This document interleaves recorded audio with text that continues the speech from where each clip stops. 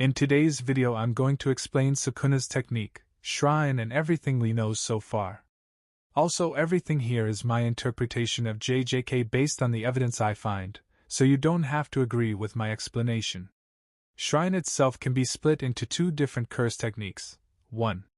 Dismantle and Cleave, and 2. Furnace, but Dismantle and Cleave are also in fact two different slashing type curse techniques that operate differently, and are united under one curse technique called Dismantle and Cleave. This video will be done in parts, detailing everything we know about Sukuna's curse technique so far. Part 1, Dismantle. In Chapter 230 Sukuna stated the only difference between his slashes and Maharaga's own was that Maharaga expanded the technique's target. Maharaga did this by targeting space 2 before the slash was unleashed. This means Sukuna's Dismantle targets things before it releases the slash. He just wasn't targeting space like Maharaga.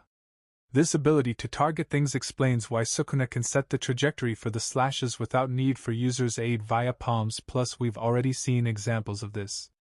Remember only the World Cutter as a condition to use palms to set the trajectory. Also, remember that some sorcerers set the trajectory of their projectile attack themselves, for example, Gojo using his palms to aim his red, blue and purple. Since their technique isn't targeting the person the user is, they have to set the trajectory themselves in order to hit their target. So in summary, you should think of Dismantle like this. Dismantle. A ranged slash that makes things surrounding Sukuna its intended target before it releases the slashes. This allows Sukuna to hit his target and aim his slashes without need for user aid via palms. But Dismantle has a power problem, since Sukuna doesn't know the precise amount of curse energy he needs to cut right through things. It sometimes results in base slashes that are weak. Extension technique, World Dismantle. World Dismantle, an extension technique that has its technique target expanded, so Sukuna isn't just targeting things in the space around him, he's also targeting the space they occupy. This is done by also targeting space with Dismantle. Sukuna basically used Dismantle to target space too, thus effectively extending the list of capable targets for his technique. Conditions for World Dismantle activation are: Sukuna needs his domain hand sign plus full chant plus set the trajectory himself via his palms. Part 2, Cleave. Cleave, a close-range slash that require contact with user's palm as a condition to activate, but makes up for its lack of range and Dismantle power problem by being able to adjust to the toughness and curse energy level of anything to cut them down in one swoop, aka Cleave determines the precise amount of curse energy it needs to cut right through you. Like other techniques, Cleave relies heavily on the curse energy you can output. If it's too low, then Cleave can't cut through a target due to lack of curse energy supplied. Extension technique, Spiderweb. It's the same as Cleave except the slashes take on a spiderweb-shaped pattern. Part 3, Furnace. Furnace. Flames that can only be accessed by first using Cleave and Dismantle.